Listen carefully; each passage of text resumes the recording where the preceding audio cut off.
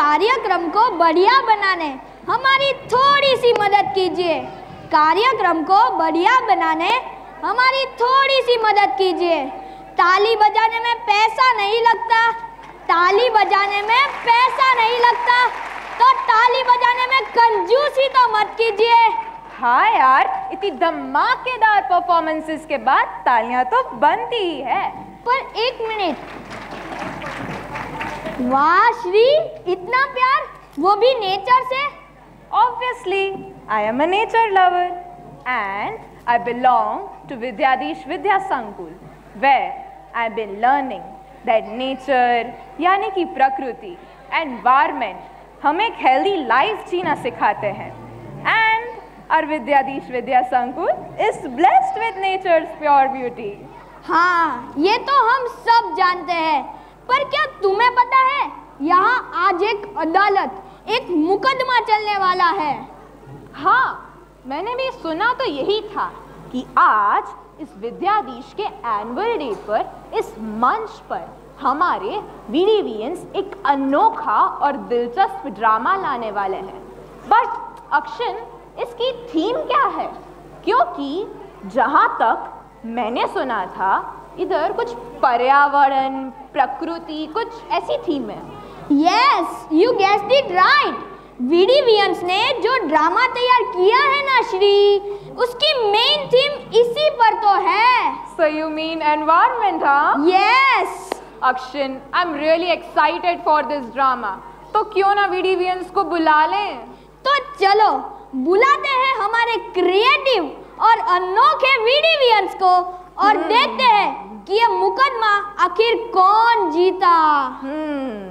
तो चलो मस्ती किड्स पाठशाला को एक नया मोड़ देते हुए ला रहे हैं हमारे वीडीवीएंस एक मुकदमा, जो है दोषी कौन।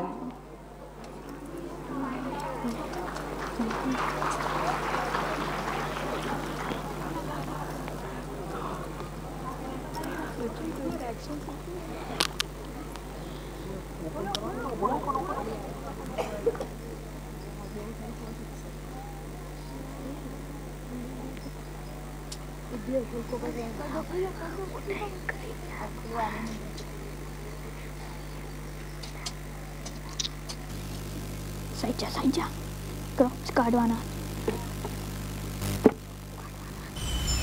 मैं पर्यावरण हूँ, हमारी पृथ्वी का सुरक्षा कवच।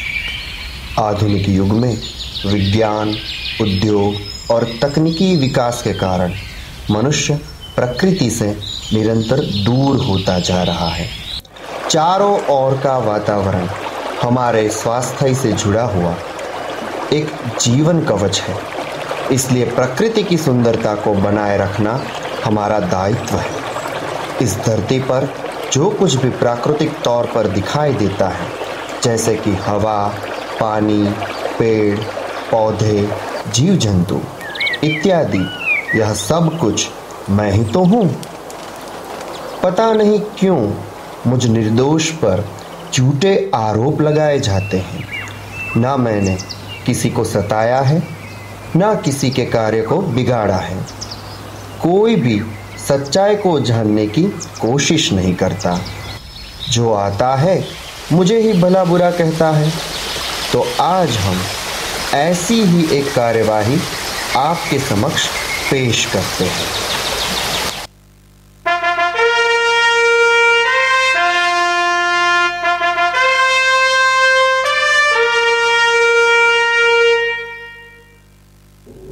मंत्री जी, शिकायत करने वाले लोग आ गए हैं? जी हाँ महाराज। जिनके बारे में शिकायत आई है, क्या उन लोगों को भी यहीं बुलाया गया है? जी हाँ महाराज, आज सब शिकायतें हवा और पानी के बारे में हैं। वे पास के कमरे में बैठे हैं। ठीक है, मुकदमे की कार्रवाई शुरू की जाए। पहले पानी को बुलाया जाए। पानी हाजिर हो। महाराज की जय हो, महाराज की जय हो, महाराज की जय हो।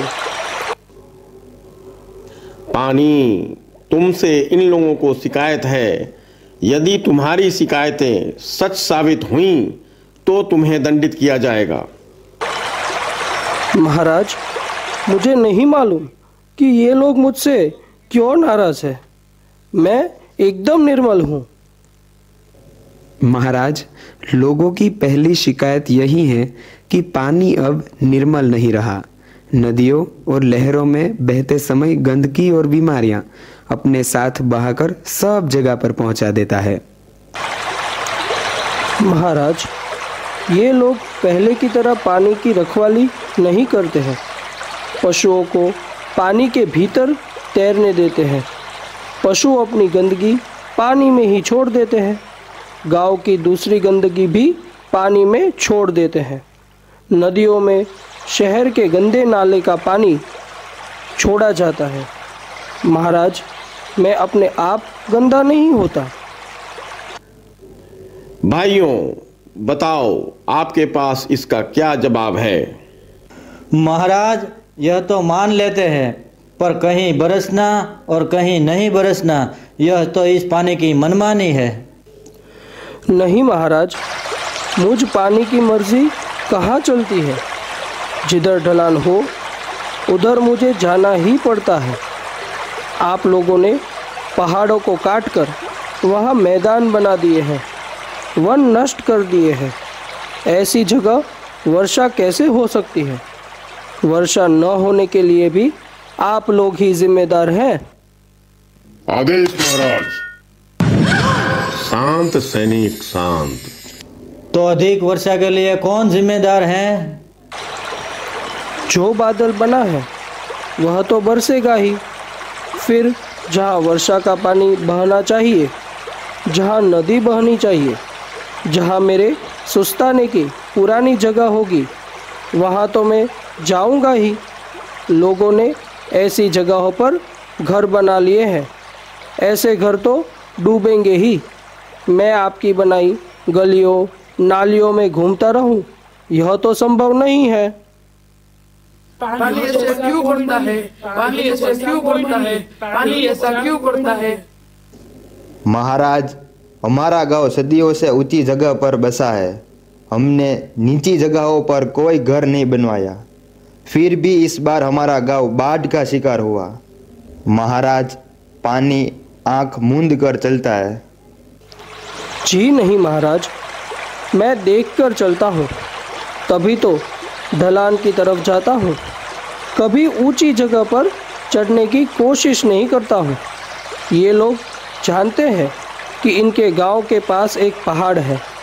पहले उस पर बहुत से पेड़ होते थे।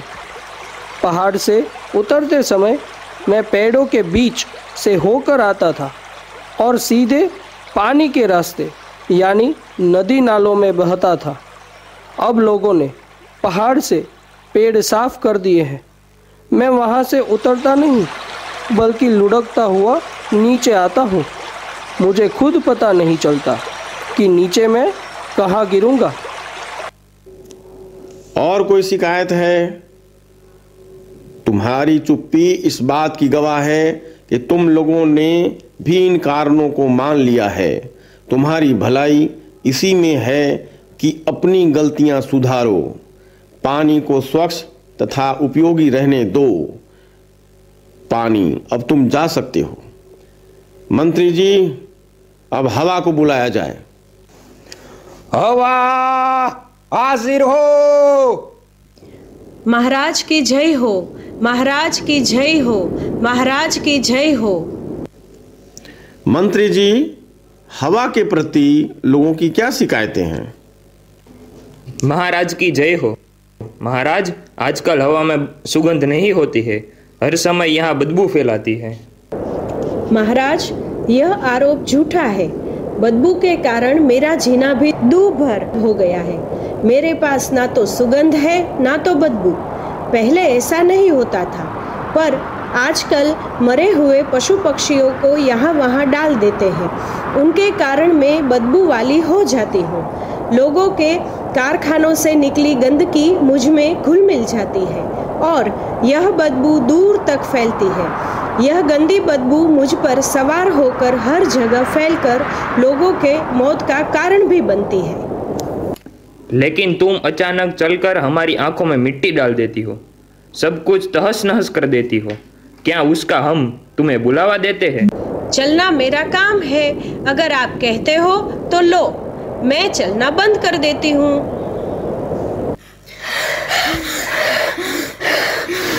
अरे हवा रानी, नाराज मत हो, धीरे धीरे तो चलो, सांस लेना भी कठिन होता जा रहा है। हवा के बारे में और कोई शिकायत? महाराज, हम अपने घरों को साफ सुथरा रखते हैं, पर हवा आंधी बनकर आती है और हमारे घरों को रेत कूड़े से भर देती है। हवा तो बहे, आंधी क्यों? महाराज, आंधी से इनका मतलब है मेरे तेज चलने से। वैसे तो मैं हर समय बहती रहती हूँ, पर इन्हें जब गर्मी लगती है तो पंखा चलाकर मेरी गति बढ़ा लेते हैं। उसी तरह जहाँ हवा भी कम होती है, मैं तेजी से वहाँ जाती हूँ। जब मैं तेजी से चलती हूँ तो रेत, मिट्टी, कूड़ा आदि जो भी हल्की वस्तुएं होती हैं और मेरे रास्ते में आती है, मेरे साथ उड़ने लगती है। ये अपने घर और दुकान साफ करके कूड़ा कचरा मेरे घर के आसपास ही गली में या सड़क पर डाल देते हैं। आपका फेंका कूड़ा कचरा वापस आपके ही घरों में जाता है। आदेश महाराज।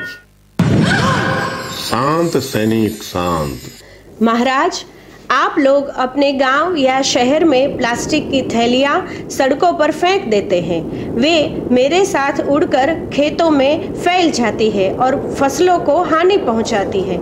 इससे मेरा मन बड़ा दुखी होता है। पानी को फिर से बुलाया जाए। मैंने सबकी बात सुनी है। लोग हवा और पानी से दुखी तो हैं, पर दोष उनका नहीं है। लोगों को सफाई की आदत अपनानी होगी, तभी वे दूषित होने से बचेंगे। हमें चाहिए कि हम हवा और पानी को अपने मित्र मानकर उन्हें हानि न पहुंचाएं। इसमें ही हमारी भलाई है और बचाव भी। तो देखा आप लोगों ने, आप लोग ही बताएं इसमें दोष किसका? आज बढ़ती आबादी के परिणाम स्वरूप मनुष्य की आवश्यकताएं प्रतिदिन बढ़ रही हैं। मांग की पूर्ति के लिए मनुष्य हवा, पानी और वातावरण को स्वच्छ रखने वाले वनों, वृक्षों को अंधाधुंध काटकर मेरे अंदर गड़बड़ पैदा कर रहा है। तो अब मुझे लगता है कि पूरी मानव जाति को मिलकर मेरी रक्षा करनी ही चाहिए। जब पर्यावरण के विनाश का सिलसिला टूटेगा, तभी तो प्रकृति में संतुलन बन पाएगा। चारों ओर गंदगी फैली, कूड़े करकट का अंबार। यह तो बाहरी गंदगी है, इसका तो कर लोगे उपचार। इसी तरह मन भी है गंदा, धोखाधड़ी जलन से पूर्ण। यह तो अंदर की बीमारी, इसको भी करना है दूर। स्वच्छता चारों ओर जब होगी, तभी रहोगे तुम निरोगी। हृष्ट पृष्ट सब लोग रहेंगे, सुंदर शिव की रचना होगी। आओ हम सब मिलकर गाएं स्वच्छ राष्ट्र का सुंदर गान। सब मिलकर एक नारा बोलो, स्वच्छता महान, स्वच्छता महान।